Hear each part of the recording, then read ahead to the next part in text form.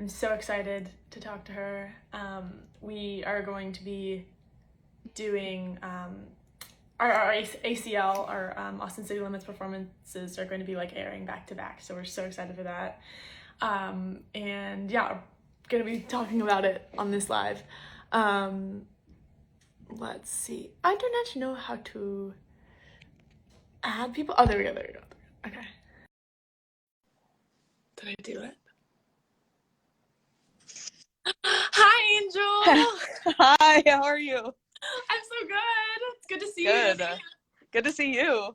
I was just saying I went to your concert at the Greek like a few weeks ago, and I got one of those like punish him, dump him shirts, and I've been searching high and low in my room because I wanted to wear it for the live, but I couldn't find it.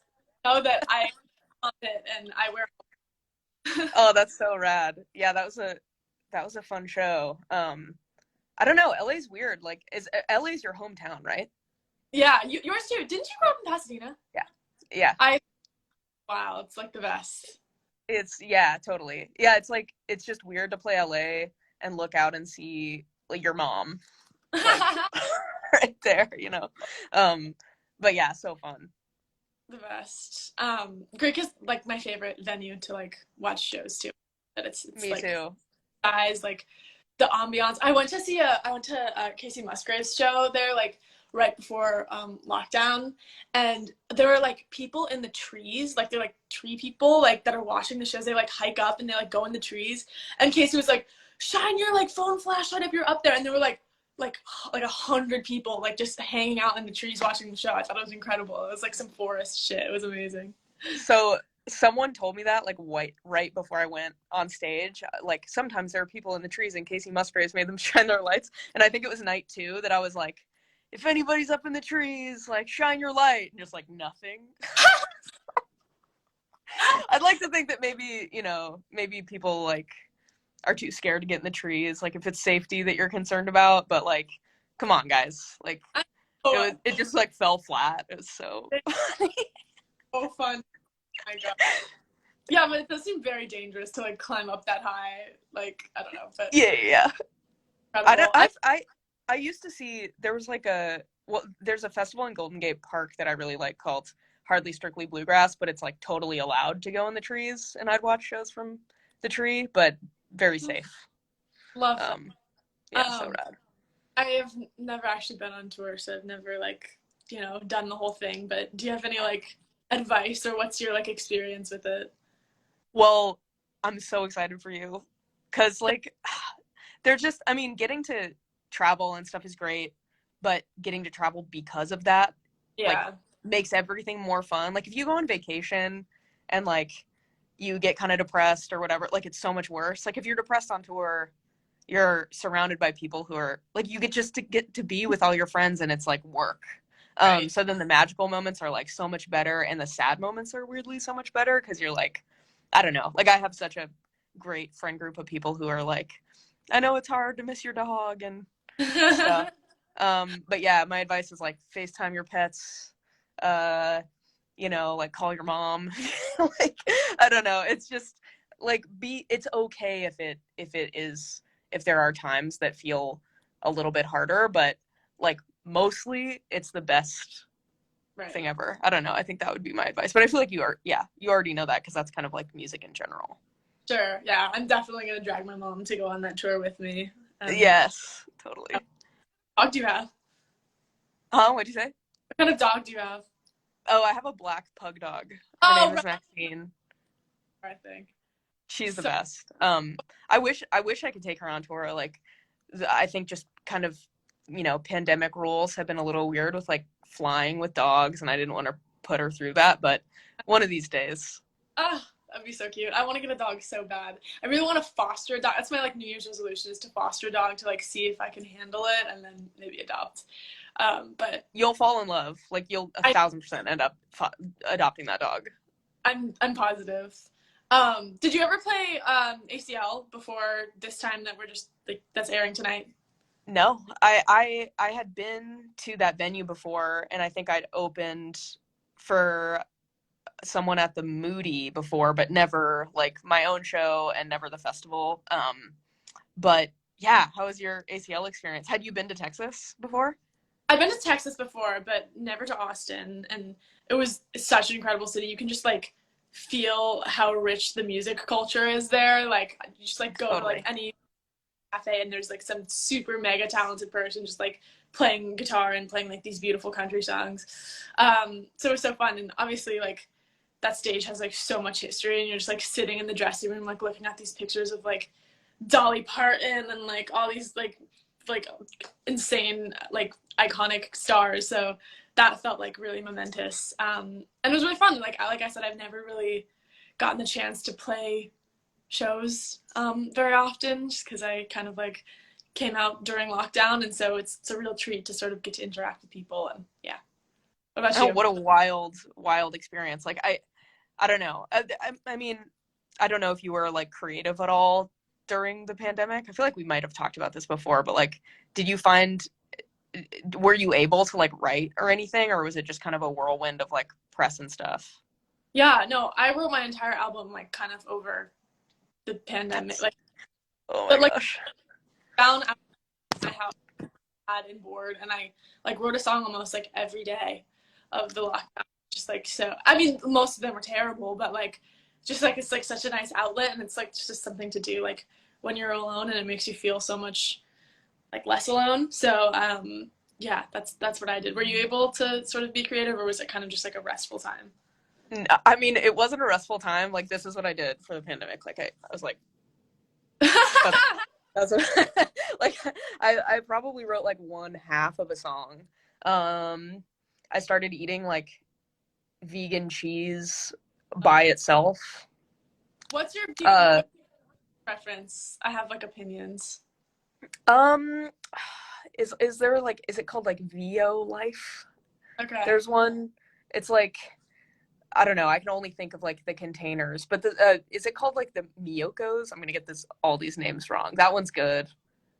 All good, all good. I have to try. I don't What? know. My favorite is like the shredded Daya stuff. Even though Oh they, yeah, yeah, classic. I love it. A classic. I feel like they're getting better at like artisan Sure. shit too, you know? Like, but yeah, Daya I might have broken up with only because it's on like it's a tour go to, so I've probably like overdosed on Daya in Sure. my life. But What's your like tour like rider? Like what do you eat every day on tour? our rider looks kind of like a church basement. I think it's like hummus, baguette, like Yes. no alcohol, just because we're square, like not because it's a rule, just because we're all like kombucha and stuff. What about you? Sort of the same thing. I like sometimes I'll put like Sour Patch Kids on my rider because my album's called like Sour, and they're like, oh, we like want to like cater to her. But like anytime I eat like three Sour Patch Kids, my immune system just like goes completely like in the tank. It's just like sugar. It's just sometimes like when you're working so much, just like is does not like mesh well. But Totally. I love a key lime Lacroix, not lime, but key lime, Mhm. and the like flaxseed crackers, and The like Marys? the Mary's Gone crackers. Yes, my favorite. Yes. Yeah. Uh, Best. but yeah, I don't know. Just trying to keep Yo, it. the have you ever tried bitchin sauce? No, what's that? Oh, it's so good. It's like because you do kind of get burnt out on hummus, I feel like on tour because it's everywhere. So bitchin sauce is like it's like I think it's like almond base. It's Uh, kind of hard to describe, but it's almost it tastes like queso or something. But obviously it's vegan and it's just I it really is so good. the bitchin sauce, but I think I've tried like the little like almond cheese dip sauce, and it's amazing. I had like a Yeah. vegan. Um, yeah. Anyway, are you doing anything for the holidays? Uh keeping it real classic, like family and stuff. Yeah, just I love stuff and I love giving stuff to people I love. So I that's my favorite part about it is like planning Love. presents for my friends. It's the best. I like just realized today, I'm like, oh my god, it's December 3rd and Christmas is in like 3 weeks. Like, and I have nothing planned. Totally. You have nothing planned or no presents planned? I I'm like, oh God, I have to like go shopping this weekend. Fun. Yeah. Well, yeah, avoid the Grove, obviously, Yeah. If you want to The have like a like self-induced panic attack, you can go to the Grove for Christmas. so cute. They're the Christmas music and they like have like the Santa like suspended in air. It's so cute. It's so cute. Yeah, I mean, it's inside, so probably sort of weird right now, but there's like cute ice skating in Pasadena. Oh, I'm trying to think of, I mean, yeah, Griffith Park does like cool light stuff. I love LA Christmas time's so funny because it's like it's not cold, but right. there's all the fun lights and it's great. Yeah. My favorite, like the town where I grew up in, like they take Christmas very seriously, and there's like whole neighborhoods where everyone in the neighborhood will like deck their house out in as many lights as they possibly can. And you like turn the radio onto like a specific FM station, and all of the lights are like coordinated to the song, and you just like drive through. I don't know if that's like a suburban Southern California thing or if it's everyone does it, but that's my favorite thing to do. That's so, no, I've never heard of that. That's awesome. Love it. So good. Christmas Tree Lane in Altadena is really cute too with the Oh, trees. oh yeah. I went last or like 2 years ago when I lived there. So fun. So cute. But anyway, we should probably, I guess we should talk about what's happening tonight, I suppose. Oh yeah, we should. Oh, yeah, how was your recording? Mine was sort of weird because you have to like well, one, that was my only show inside of the whole tour. So Really? it was, yeah, which was wild, but you have to, for the sound quality to be good, you have to like mix it pretty quiet. Right. So it kind of was like, yeah, you probably felt like this on SNL too, but like mostly you're hearing monitors, but it was like, yeah, it was so cool. But then you forget there's a camera. How was your show? Totally. Oh my God. Were you so nervous to do SNL? I literally like was freaking, I've never freaked out so hard as I did like 30 minutes before I had to go on. It was the scariest thing in the whole world. Yeah, well, it reminded me of having a nightmare, where you're like having a scary dream and you can't scream in it. Like, Totally. I'm like, I don't know if I can make noise with my face right now. But it was also, that was cool for me because I hadn't played to people at all at that point. Oh So even just having like a couple cast members and like camera people around was so like, it felt realer than any other live show. But being able to in your brain be like, these are millions of people was really hard. So freaky. And also like Yeah. there's like all of these like incredible people that you've like looked up to your whole life on the walls, and you're like, oh my God, that's incredible. Terrifying. Yeah, terrifying. It's also like so late. I remember just sometimes when I get like really overtired, I like feel like I'm like hallucinating or something like that, and that's what the entire night felt like. I was like, this is a dream. This is like some fever dream. Totally.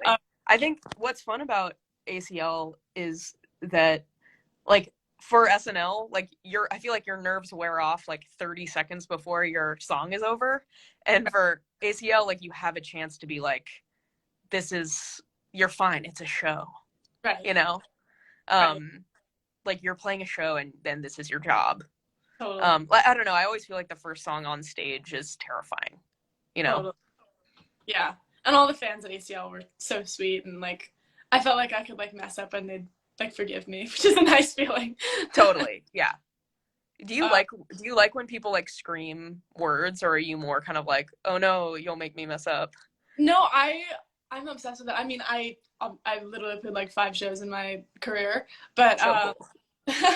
but like I remember the first time like that happened, I was like playing driver's lessons on the piano, like hear people like singing it back to me, and I just remember like being like, oh my God, why do I even need to sing? I just want to hear like them sing it. Like I just like want to stop singing.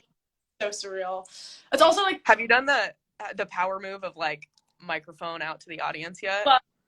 Love doing that. Yeah. I literally just did it for the first time, and I was so nervous. Like, how embarrassing would it be to like nobody says anything? But it's so fun. I know. So much fun. So great. Yeah, but that's always so cool. And everyone like always says this. I feel like it's such a cliche for musicians to say, but it's like so weird, like especially probably for like you and me who like we just like write little songs on our guitar like alone, and then like to like hear like a bunch of people like resonate with them and sing them back is like so weird. I was like, oh my god, like I wrote this song like in an hour on my bedroom floor because I was really sad, and like now like thousands of people are singing it. It's just like the most surreal experience. I don't think I'll ever get used to it. Well, especially for you and me, where it's like pretty messed up lyrics some of the times, and you just see people like beaming and singing. It's like, you feel like Britney Spears, and then you're like singing about, yeah, something that you're totally tortured by. Like, it's crazy. Yeah. I mean, I'm the biggest fan of you. I feel like I've told you this before, but Well, huge. the feeling is highly, highly mutual. Yeah, obsessed with your album. So obsessed. You. I'm obsessed with both of your albums. I remember like viscerally the first time that I heard Funeral, and I was like, I literally made everyone in my life. I was like, you guys have to listen to this song. This is the most amazing song in the whole world. I like sent it to everyone. I was like, this is so genius, genius. I'm sorry to all those people, but yeah, one time I was playing in Oslo and people were moshing to that song in the front. Like they knew the words and they were, and it was, yeah, the best day of my life. Literally, me and all of the friends that I sent it to in the mosh pit. I remember at the concert saying that you were giving like a backstory as to like how you wrote that. It was like in order to like make it in LA. Yeah. So my friend Harrison, who is just the best, he plays guitar with me. I was trying to get him to move from Nashville to LA. And I feel like we were both going through like such a hard time, and our only lifeline was each other. So we were like, we were talking on the phone for hours a day, and I finally got him to move. Like a year after writing that song, and which was so cool too, because I went to visit him in Nashville, and then I like finished writing it in his bedroom. But yeah, it has a happy ending, that song, which is nice. Is that I'm closer to my friend. Yeah, definitely got so many good things out of that song. What's like a sad song of yours that actually has kind of a happy ending? I don't know if it even applies, because obviously my first record came out so long ago, but these are probably all developing feelings still a little bit for you. Yeah, I mean, I think it's like there's something about taking these like feelings of utter devastation and turning them into something that feels like triumphant. Like I remember the first time where I listened to Driver's License, and it like instantaneously like shifted from being something that I was like so ashamed about to something that I was like so proud of, and like I was so excited to share with other people. And I don't know, there's something just like so cool about that. And I think about that all the time too. Like how crazy is it? Like I get to like live in this apartment. I like paid for this apartment money that I made from like writing songs, like, and so amazing. Totally. Like I don't know. So I think there's just like it's just so many blessings that come out of those like really devastating things. And it's just like in life too, even if it wasn't so like cut and dried, like I don't know, I just think you grow so much from going through experiences like that. So. Yeah, what's so beautiful about your writing that is true of like so many of my favorite writers, but I think especially with you this year, is like you were able to write so specifically about something that happened to you, and not be shy of the specifics. Like you're like, this is a very specific thing, and then everyone's like, oh my, like because it's so true to you, like even if it wasn't getting your driver's license, or like like hearing someone say a specific thing to someone else about you or whatever, like they are attaching their own specific thing to the song. Like they can scream along as if it's a shared experience. Like you didn't have to make all these general lyrics about like general feelings of heartbreak. It's like so distilled. And I don't know, I think that's like the coolest thing that you do. It's like, everybody's screaming about something that was such a private moment at the time. Oh my god, well thank you, that's so sweet. My absolute favorite thing, and I think the two most important things in writing a song is like authenticity and specificity. And you are like, I think you are one of like the writers that like helped me like learn how to be specific in that way. Like I don't know, just like lyrics of yours like how is playing drums? It's too much shit to carry. I remember being like, how did she come up with like she just heard that?